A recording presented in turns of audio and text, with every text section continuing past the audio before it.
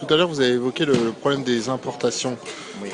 Donc, vous êtes concurrencé par les importations de fleurs. C'est un peu paradoxal, non, à La Réunion, de faire venir des fleurs? Ben, c'est paradoxal, c'est-à-dire que tout pays du monde qui fait de l'horticulture en importe, soit qu'il importe des nouveaux végétaux pour faire des nouveaux croisements, soit on importe des jeunes plants pour pouvoir les faire grandir. Vous savez, c'est un échange mutuel dans le monde de faire des transferts de végétaux. Ça a toujours existé. D'ailleurs, il y a une convention qui s'appelle le CITES, c'est une convention internationale pour le transport des espèces, végétales ou animales, etc. Il y a toujours eu des échanges. Ce que nous on dénonce surtout, ce sont par exemple des gens qui font rentrer des plantes, qui les laissent dans les cartons, qui débouchent les cartons devant la clientèle et qui revendent les végétaux. Vous voyez, là c'est pas ça.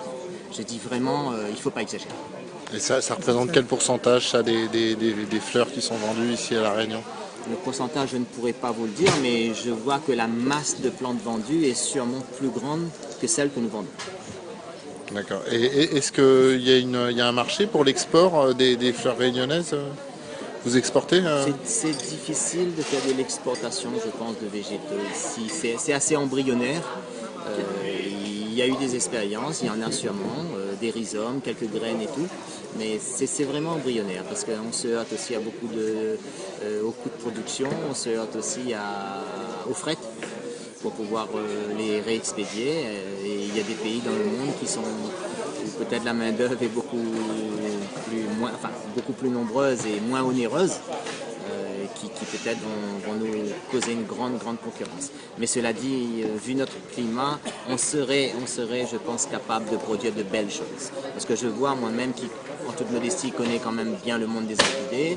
J'ai eu l'occasion de visiter des serres en Hollande et tout, d'orchidées. Je vois que nous, certaines plantes qu'on avait commandées aussi une fois en jeune plant ou en mi-stade, on les a cultivées ici et la qualité n'a rien à rougir.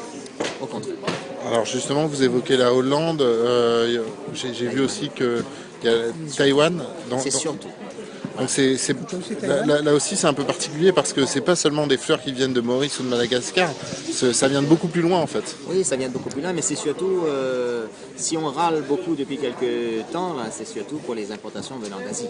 Parce que là-bas, les plantes sont vraiment hyper bon marché.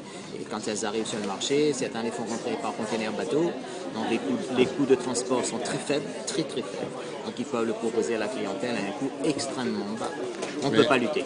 Mais depuis l'Asie par bateau, ça met plusieurs semaines. Les fleurs résistent à ce genre de voyage?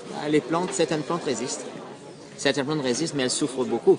Et les gens ont du mal ensuite à les cultiver comme il le faudrait. C'est sûr que ce n'est pas d'une excellente qualité. Parce qu'après un stress de 3 semaines, voire 4 semaines, voire 5 semaines dans un conteneur, imaginez ce que cela peut donner. Dans le noir, donc? Oui, dans le noir, parfois à température contrôlée par contre. Je serai honnête avec vous, mais la plante va souffrir.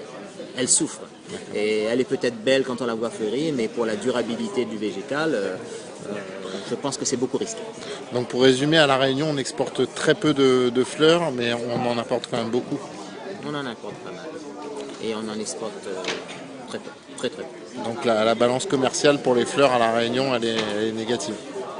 Je pense qu'elle est négative. Je ne suis pas économiste, mais la logique voudrait que.